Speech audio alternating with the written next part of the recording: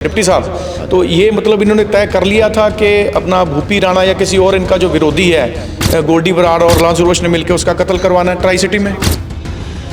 जो इनकी अरेस्ट होने के बाद में जो इंटरोगेशन में पता चला, जो लिंक्स इनसे मिले हैं उनसे ऑलरेडी ये प्लानिंग कर चुके थे। 8-10 दिन से रैकी कर रहे थे मोहाली, पंचकुला, चंडीगढ़ में भी।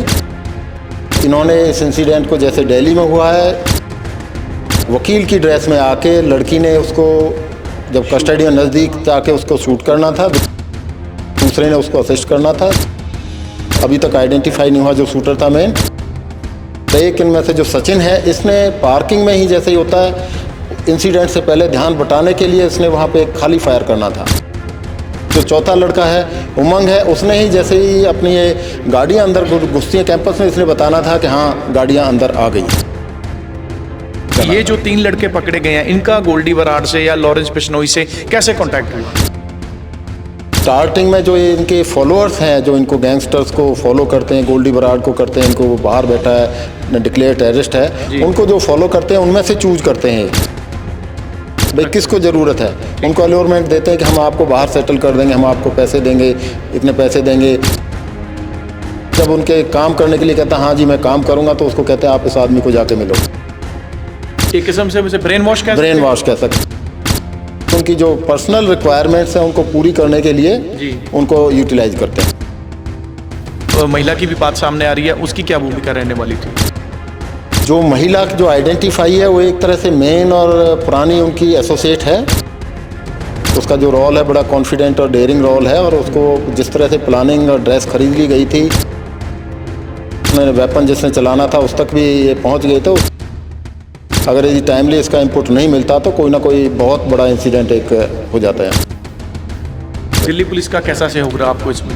दिल्ली पुलिस ने भी, हमारी टीम ने इसको जो टेक्निकल इनपुट थी वो हमें प्रोवाइड की है। ये 2 दिन बाद कहते फ़ोन चेंज कर लेते थे, फ़ोन तोड़ देते थे। बड़े क्लेवर थे अपनी तरफ से क्लेवर थे। जो लड़की थी वो अपना फ़ोन बंद करके, जो ये लड़के नए थे इनके फ़ोन को यूज करती थी। इनके फ़ोन पे और जो मल्टीपल जो कॉलिंग ऐप्स हैं, सिग्नल हुआ, जंगी हुआ और इवन मैसेंजर पर, इन पर उनसे बातें करती थी। पुलिस रिमांड पे ले लिया गया? ये 5 दिन के पुलिस रिमांड पर है। हम इसकी इन्वेस्टिगेशन कर रहे हैं और जो जितने और हेल्पर्स हैं उनको आइडेंटिफाई कर रहे हैं। जिसने भी इनको ट्रांसपोर्टेशन में हेल्प की है, जिनको भी इन्होंने फाइनेंशियल हेल्प की है, उस पर हम काम कर रहे हैं।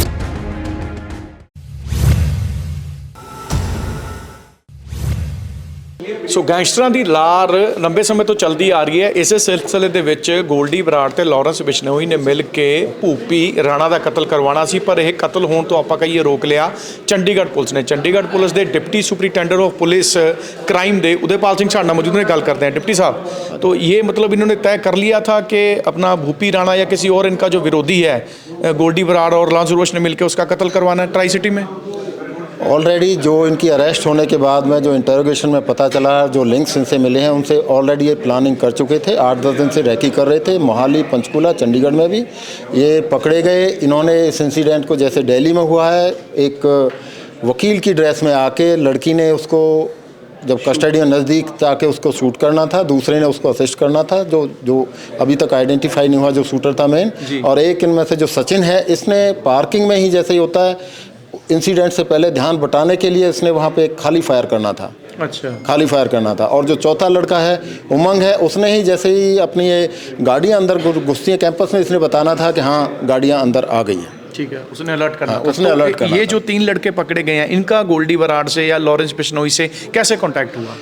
इनका जो कांटेक्ट है आगे स्टार्टिंग में जो इनके फॉलोअर्स हैं, जो इनको गैंगस्टर्स को फॉलो करते हैं, गोल्डी बराड़ को करते हैं, इनको वो बाहर बैठा है, डिक्लेयर टेररिस्ट है, उनको जो फॉलो करते हैं उनमें से चूज करते हैं भाई किसको ज़रूरत है। उनको अलोरमेंट देते हैं कि हम आपको बाहर सेटल कर देंगे, हम आपको पैसे देंगे, इतने पैसे देंगे। और उसके बाद में जब उनके काम करने के लिए कहता है हाँ जी मैं काम करूँगा, तो उसको कहते हैं आप इस आदमी को जाके मिलो। एक किस्म से मुझे ब्रेन वॉश कह सकते हैं। उनको एक तरह से उनकी जो पर्सनल रिक्वायरमेंट्स हैं उनको पूरी करने के लिए उनको यूटिलाइज करते हैं। और किस तरह इन्होंने मतलब जो ड्रेसेस खरीदी एडवोकेट्स की, एक महिला की भी बात सामने आ रही है, उसकी क्या भूमिका रहने वाली थी? जो महिला की जो आइडेंटिफाई है वो एक तरह से मेन और पुरानी उनकी एसोसिएट है जी। और जिस तरह से है जो अब तक है बड़ी उसका जो रोल है बड़ा कॉन्फिडेंट और डेयरिंग रोल है और उसको जिस तरह से प्लानिंग और ड्रेस खरीद ली गई थी और उसने वेपन जिसने चलाना था उस तक भी ये पहुंच गए थे। उससे ये है कि अगर यदि टाइमली इसका इनपुट नहीं मिलता तो कोई ना कोई बहुत बड़ा इंसिडेंट एक हो जाता है। दिल्ली पुलिस का कैसा सहयोग रहा आपको इसमें?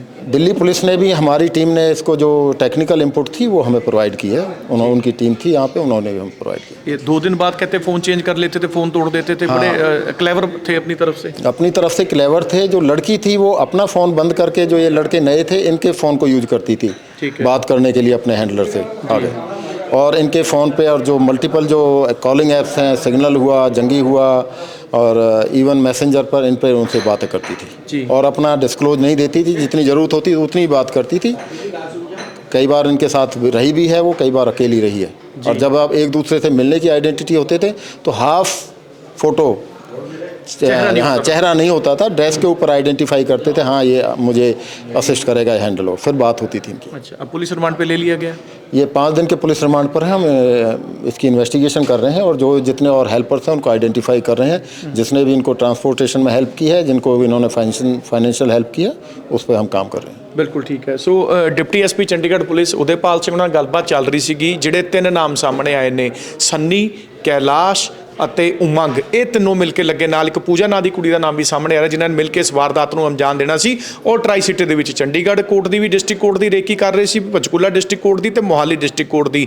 ਪਰਸੋਂ ਆਪਾਂ ਕਹੀਏ ਤਾਂ ਭੂਪੀ ਰਾਣਾ ਦੀ ਮੋਹਾਲੀ ਦੇ ਵਿੱਚ ਪੇਸ਼ੀ ਵੀ ਹੋਈ ਸੀ, ਪਰ ਦਾ ਜਿਹੜਾ ਇਹਨਾਂ ਨੇ ਇੱਥੇ ਲਾਣਾ ਸੀ ਕਿ ਇਸ ਤੋਂ ਪਹਿਲਾਂ ਇਸ ਵਾਰਦਾਤ ਨੂੰ ਅੰਜਾਮ ਦਿੰਦੇ ਆਪਾਂ ਕਹੀਏ ਗੋਲਡੀ ਬਰਾੜ ਤੇ ਲਾਰੈਂਸ ਬਿਸ਼ਨੋਈ ਦੇ ਤਰੋ ਤਾਜ਼ਾ ਬਣੇ ਹੋਏ ਗੁਰਗੇ ਸੀਗੇ। ਇਸ ਤੋਂ ਪਹਿਲਾਂ ਹੀ ਇਹਨਾਂ ਨੂੰ ਕਾਬੂ ਕਰ ਲਿਆ ਗਿਆ ਤੇ ਹੋਰ ਸਾਰੀ ਪੁੱਛ ਪੜਤਾਲ ਜਾਰੀ ਹੈ। ਕਿਹੜਾ ਇਹਨਾਂ ਨੂੰ ਪੈਸਾ ਫਾਈਨੈਂਸ ਕਰ ਰਿਹਾ ਸੀਗਾ। ਤੇ ਆਮ ਤੌਰ ਤੇ ਗੱਲ ਕਰੀਏ ਜਿਹੜੇ ਇਹਨੇ ਮੱਧ ਵਰਗੀ ਪਰਿਵਾਰਾਂ ਤੋਂ ਨੇ, ਕੋਈ ਸਵੀਗੀ 'ਚ ਕੰਮ ਕਰਦਾ ਹੈ, ਕੋਈ ਵੈਸੇ ਆਪਣਾ ਲੱਗਿਆ ਹੋਇਆ ਸੀ। ਸਧਾਰਨ ਪਰਿਵਾਰਾਂ ਤੋਂ ਹੈਗੇ ਨੇ, ਪਰ ਗੈਂਗਸਟਰ ਇਹਨਾਂ ਦੇ ਬ੍ਰੇਨ ਵਾਸ਼ ਕਰਕੇ ਨਾ ਤਾਂ ਇਹ ਵਾਰਦਾਤ ਕਰਾਉਣਾ ਚਾਹੁੰਦੇ ਸੀ, ਜਿਸ ਨੂੰ ਢਾਲ ਦਿੱਤਾ ਗਿਆ।